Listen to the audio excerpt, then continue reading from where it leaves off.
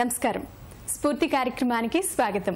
సఖలు బడుగు బలహీన వర్గాల కోసం మురికివాడల్లో ఎన్నో సేవా కార్యక్రమాలు చేపడుతూ విద్యార్థి దశలోనే ఒక స్వచ్ఛంద సంస్థను స్థాపించి ఎంతో మందికి స్ఫూర్తిగా నిలుస్తున్న లావణ్య గారు ఈరోజు మనతో పాటు ఉన్నారు.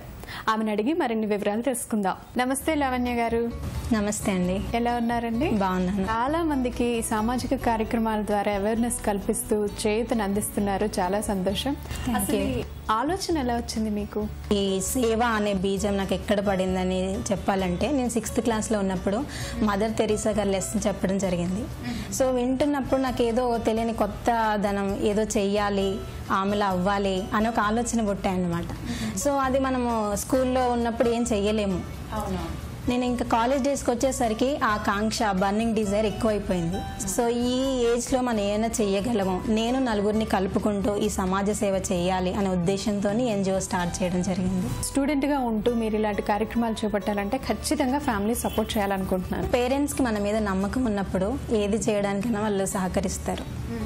ముందుగా నేను ఎన్జిఓ స్టార్ట్ చేయడం మా ఇంట్లో ఎవరికి చెప్పలేదు. ఇట్ అవుట్ ఆఫ్ ఇంట్రెస్ట్, అంటే నా ప్యాషన్, చేయాలనే ఆకాంక్ష. వాళ్ళకి తెలిసిన తర్వాత ఫస్ట్ స్టడీస్ ఇంపార్టెంట్, ఇలా అందరూ చేస్తుంటారు ఎందుకు అనే నిరుత్సాహపరచడం జరిగింది. కానీ మనకి ఒక బలమైన కమిట్మెంట్ ఉన్నప్పుడు ఎన్ని నిరుత్సాహం వచ్చినా ముందుకు వెళ్తూనే ఉంటాం కదా. సో ఇంకా నేను చేసే కార్యక్రమాలు ఎక్కువ అవడము, ప్రజల నుండి ఆదరణ రావడము, అందరూ మీ అమ్మాయి ఇలా చేస్తుందని పొగడము. సో వాళ్ళకు కూడా ఆ సమాజం కోసం మా అమ్మాయి కూడా చేయాల్సినంత చేస్తుంది అనే కొంచెం ధైర్యం వచ్చిన తర్వాత వాళ్ళు సపోర్ట్ చేయడం స్టార్ట్ చేశారు. ఇప్పటి వరకు ఎలాంటి కార్యక్రమాలు చేపడుతున్నారు? మొదటగా మేము ఏం చేసామంటే, బాచుపల్లిలో స్లమ్ ఉంది ఒకటి, అక్కడికి వెళ్ళేసి 300 మంది ప్రజలకి ఫుడ్ డ్రైవ్, ఆహారాన్ని పంచిపెట్టడం, దాంతో మా సేవా కార్యక్రమాలు స్టార్ట్ చేయడం జరిగింది. ప్రజెంట్లీ మేము మియాపూర్ స్లమ్లో వర్క్ చేస్తున్నాము. మా ముఖ్య ఉద్దేశం ఏంటంటే, స్లమ్స్లో ఉండే మహిళలకి మెన్స్ట్రల్ హెల్త్ మీద అవగాహన కల్పించడం, at the same time sanitary napkins distribute చేయడం మా ముఖ్య ఉద్దేశం. సో దీనికి చాలా ఆదరణ వచ్చింది. తెలంగాణలో డిఫరెంట్ ప్లేసెస్ నుండి కూడా they are calling us and appreciating us. మరి ఏ కార్యక్రమం చేయాలన్నా డబ్బుతో కూడుకున్నది. మీరా స్టూడెంట్, సో ఈ కార్యక్రమాలన్నీ ఎలా చేపడుతున్నారు? సో బేసికల్గా మనీ అనేది సెకండరీ థింగే. మనకి ఫస్ట్ ఇంట్రెస్ట్ ఉండి ఒక కార్యక్రమాన్ని ఇనిషియేటివ్ చేస్తే ప్రజల్లోకి దాన్ని ఎలా తీసుకెళ్ళాలి, ప్రజల్లోకి తీసుకెళ్ళాక వాళ్ళకి మన మీద నమ్మకం కలిగితే వీళ్ళు నిజంగా సమాజాన్ని చేస్తున్నారంటే డోనర్స్ కూడా ముందుకు రావడానికి ప్రయత్నిస్తారు. అదే కార్యక్రమంలో మేము చేపట్టిన వనితాకి మేము స్లమ్లో ఉండే మహిళలకి శానిటరీ నాప్కిన్స్, నెలకి 200 శానిటరీ నాప్కిన్స్ డిస్ట్రిబ్యూట్ చేయడం జరుగుతుంది.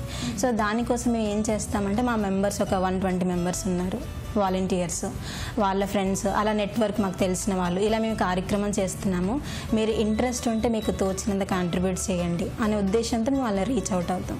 అదే ఇంట్రెస్ట్తో వాళ్ళు కాంట్రిబ్యూట్ చేయడం జరుగుతుంది. సో లావణ్య గారు చక్కటి కార్యక్రమాలు చేపడుతున్నారు. ఇంకా ఫ్యూచర్లో ఏం చేయాలనుకుంటున్నారు? మేము ముఖ్యంగా ఒక 4 విషయాల్ని బాగా ఫోకస్ చేయాలనుకుంటున్నాము.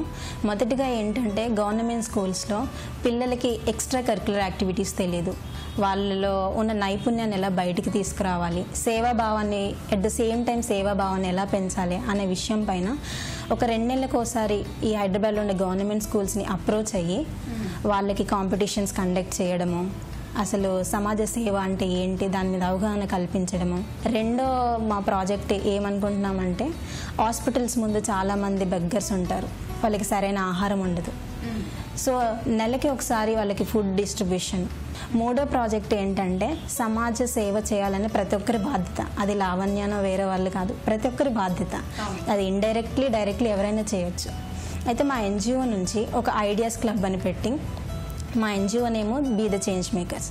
సో చేంజ్ మేకర్స్ క్లబ్ అని పెట్టి అందులో ఎవరైనా జాయిన్ అవ్వచ్చు. Age doesn't matter, it may be professional, students, ఎవరైనా జాయిన్ అవ్వచ్చు. సొసైటీకి యూజ్ అయ్యే మీ ఐడియాస్ని మాకు షేర్ చేయండి, వాటిని మేము ఇంప్లిమెంట్ చేయడానికి ప్రయత్నిస్తాం అనేది మా మూడో ప్రాజెక్ట్. సో బాగుందండి. ఇప్పటి వరకు మీరు చేసిన ఈ కార్యక్రమానికి ఎలాంటి ఆదరణ లభించింది? గుర్తింపు అనేది చాలా వరకు వచ్చిందని చెప్పొచ్చు. చాలామంది వేరే ప్లేసెస్ నుండి కాల్ చేసి స్టూడెంట్గా ఉండి ఇలా చేస్తున్నారు, తెలియని వాళ్ళు కూడా. ఆ ఒక చిన్న అప్రిషియేషన్ మనకి ఎంత కొండంత ధైర్యాన్ని, ఇంకా చేయాలి అనే ధైర్యాన్ని మనకి ఇస్తుంది.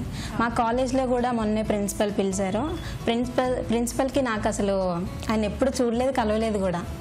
సో మొన్న ఒక ఆర్టికల్ వచ్చింది పేపర్లో నా గురించి. అది చూసిన తర్వాతకి ఆయన మేనేజ్మెంట్ ముందుకు పిలిచి, మా కాలేజ్ అమ్మ ఇంత చేస్తుంది, ఈ అప్రిషియేటెడ్ లాట్.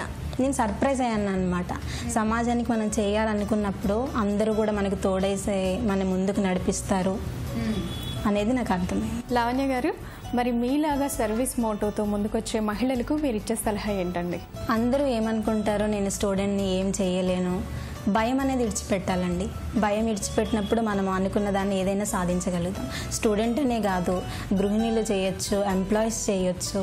ముందుగా మన మీద మనకి నమ్మకం ఉండాలి. మనం దేన్ని రీచ్ అవ్వాలి అనే విజన్ మనకి గట్టిగా క్లియర్గా ఉన్నట్టయితే మనం ముందుకెళ్ళచ్చు. ముందుగా మనలో ఉన్న భయాన్ని విడిచిపెట్టాలి. లావణ్య గారు, చాలా చక్కటి ఆలోచనతో సమాజ సేవ చేయాలనే మంచి దృక్పథంతో ముందుకు వెళ్తున్నారు. మీరు అనుకున్న ఆశయాలన్నీ నెరవేరాలి. మీరు ఏదైతే కలలు కంటున్నారో అది తప్పకుండా జరగాలని మనస్ఫూర్తిగా కోరుకుంటున్నాను. థ్యాంక్ యూ అండి. ఇది వాటి స్ఫూర్తి కార్యక్రమం. మరో కార్యక్రమంలో మళ్ళీ కలుసుకుందాం. నమస్కారం.